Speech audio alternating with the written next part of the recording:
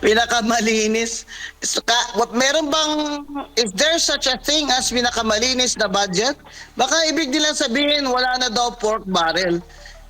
Kahit sabihin mong malinis ang budget, madudumi naman yung nag-i-implement. Ganun pa rin. Opo. Di ba? Kung magnanakaw pa rin dyan sa DPWH, Opo. At attorney, meron... saka sa Department of Agriculture, wala rin. Ang ibig nilang sabihin siguro dahil na-minimize nila yung pork barrel, pero hidden. Sinasabi ni Senator Amy Marcos, yung pork barrel nila hindi halatang baboy kasi giniling. Tingnan mo yung DPWH, malaki pa rin ang budget ka. Wala naman problema niyan dahil infrastructure drives drives also the economy because of the construction.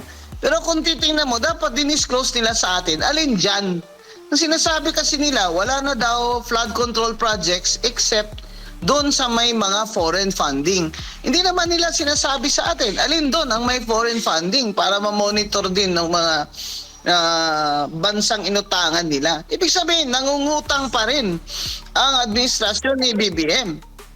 Opo. Para dito, i-funding sa budget na ito na nanakawin lang din ng mga corrupt. Yun ang problema kasi basic eh.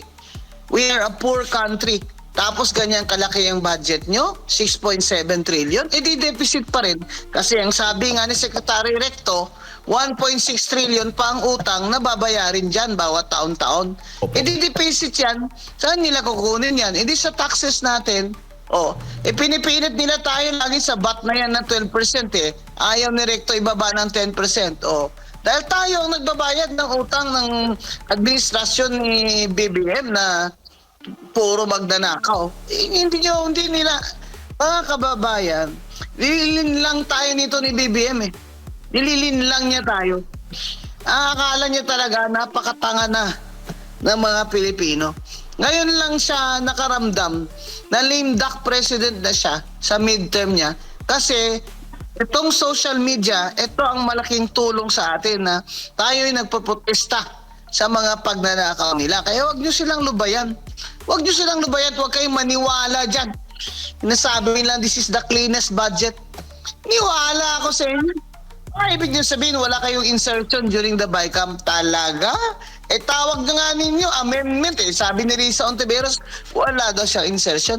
Meron siya amendment. Sabi ni Frank Drilon, Senate President Frank Drilon, amendment at insertion, parehas lang yun. Sino ba mas matalino? Si Senate President Drilon o si Senator Risa Ontiveros?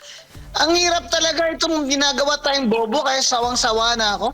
Sabihin nila, to si Atty. Guanzon, wala nang magandang nasabi tungkol kay BBM. Bakit ako may magandang sasabihin tungkol sa kanya? Wala naman siya nagawang maganda. Addict siya